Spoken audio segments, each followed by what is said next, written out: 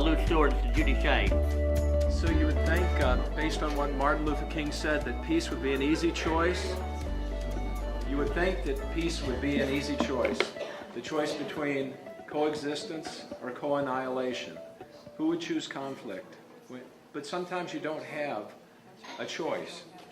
And sometimes it's not so easy to fight the three horrors of materialism, racism, and militarism that Martin Luther King spoke of.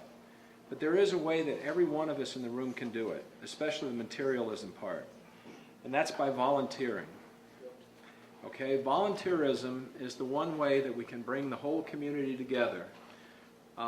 Mayor Sanchez has made that easy for us by creating 3,000 committees. But when I talk to people about joining these committees, they say, but it's so hard, I don't have time. You know, I really don't have time. I've got a new video game, whatever. I just simply don't have time to do it. But you know, I tell them that I feel almost selfish when I volunteer as a community organizer, because the one thing that makes you feel better than anything in the world is giving. It's the greatest gift you can have. So I'm going to invite everybody here to join those committees that Adam has formed. You have a Human Rights Committee, you have an Education Committee, you have a Veterans Issues Committee that Richard Finn is doing wonderful work with. You have housing, you have environmental issues, you have any number of committees that you can join here. So please do. We meet at 5 o'clock right here where we're sitting tonight, every Monday, and except tomorrow, that's right. And we then break up into, we first meet all together as a community, and then we break up into individual communities and we work. And what are we called? And we're called a better community, because that's what we're all working for. And we have a jewel in this community, an absolute jewel, who would join every single one of those committees if she were allowed to, or had 26 hours in the day. And I want to introduce her now. She is a principal in the Community Task Force. She's been working to make this community a wonderful place to live for many, many years. And without saying any more, I'd like to introduce Judy Shea, the Volunteer of the Year. Lou, read the plaque. Lou, read the award plaque. And give them the certificate, please. Okay. Before you say anything, Judy.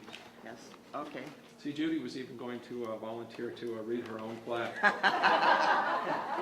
Okay, and this is, first of all, we start off with a certificate of congressional recognition, not just community recognition, being presented to Judy Shea, a community activist, in honor of her ongoing service and steadfast commitment exemplified through the Veterans for Peace 2014 award.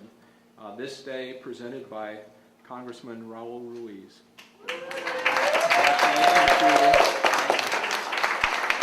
And from the Veterans for Peace community, Inland Empire chapter, we have the 2014 Peace Day Award for Outstanding Service. Judith L. Shea, Community Leader, in appreciation of your leadership for working families, youth, education, persons with affiliations, or addictions, and peace. Excuse me. The mayor has my glasses. Sorry. Thank you, Judy. Thank you for everything you do. Thank you, Lou. You know, it was a dream, okay? I had a dream, and also it was stinking hot in the summertime here. So I said, I'm going to go to South Chicago and work at the community center that I had worked at since I was like 10 years old. You know, until I moved out of Chicago. I was transferred to Topeka, Kansas with the Santa Fe Railroad in 1970. And I'm like, oh my gosh. I went there. Across the street lived my godson, okay? In the main office was one of my old high school friends. I mean, it was totally funded by United Way. Blah, blah, blah. It goes on and on. And you know what? Between the parks and the community centers, we had more than enough services for the kids in South Chicago. I didn't know I was poor because we had so many services. So then I came back here, and I looked around, oh my God, there was nothing here except the little Boys and Girls Club. That was it. And I'm like, I opened a laundromat, and oh my God, I had more things more challenges, like 2 kids in a family with MS living at Don English Apartments, and we had no bus service, okay? We had a washed out road in front of Bubbling Wells Elementary with a great big boulder, and I took Jim Venable down that road in his nice new Cadillac, and he didn't like that very much. And within 6 months, we got that road paved. The city did their part, Venable did his part, Roy Wilson did his, etc. It just goes on, one little challenge after another.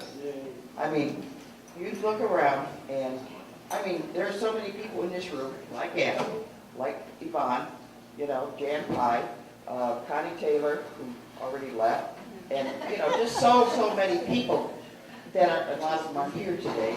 They aren't even here. They're up there in the sky. Frank Crisina, his son. Donna Duffel, who was one of my managers at the first community centers. It just goes on and on. The list could go on for ages of the great volunteers in this community. And I am so glad that all these committees are being formed, because you know what? It always disturbed me. I want somebody to take my place. Well, it might take 10 committees, but it looks like it's going to happen.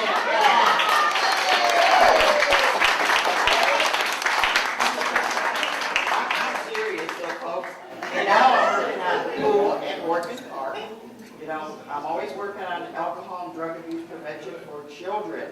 We had the first children's program in Desert Hot Springs, 160 kids, 16 per class, when they first started the children's program at Betty Ford Center.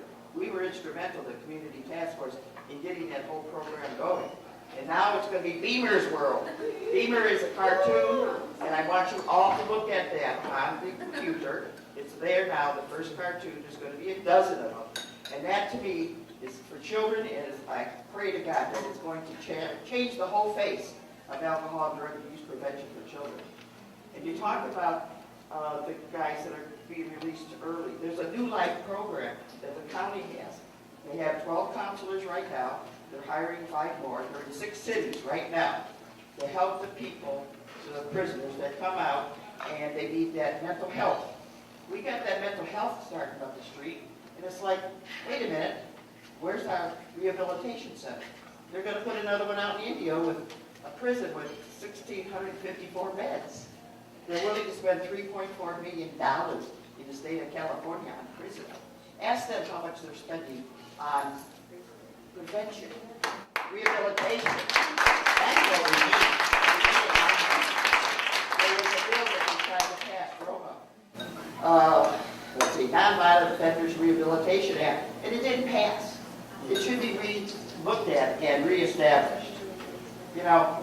Education here, oh my God, I'm so glad you're going to have an education here, because we have no adult education in this town.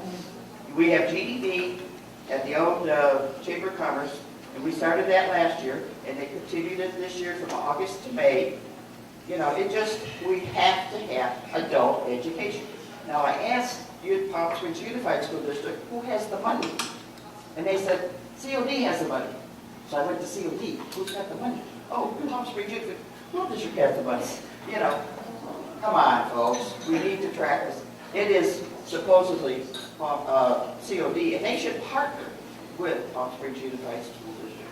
As far as I'm concerned, they should use that alternative center that's going to be vacated in next year in August, because they're going to start these classes at Winslow, okay? And that'll give us a beautiful building to use, and we can get it here cheap. Believe me, I talked to the owner. And we can do that. We can have adult education. The classes are already here. They spent $1 million on that facility. And they're spending millions of dollars to move the alternative center into their freestanding building, which they promised us would happen in 4 years. And it's almost, I think it's 5 now. But that's pretty good timing considering. It's a big move. We started with 20 kids at Las Brisas where the old food now used to be, and now we're over 200 kids. We had 45 young adults graduate from GED. We got 36 in the class right now. We need that adult education too for young adults and adults over 23. Anyway, I can go on, if we want to talk about any subject, and I've done it. And the Morgan Park pool, we definitely got to help pitch in, get the money to have that operating, okay?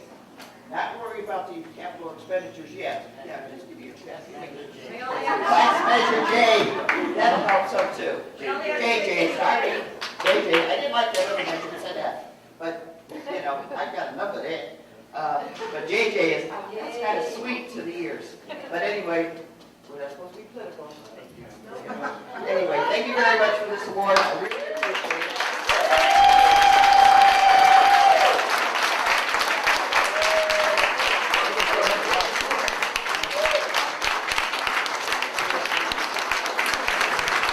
Thank you very much. Give her a nice round of applause. Thank you.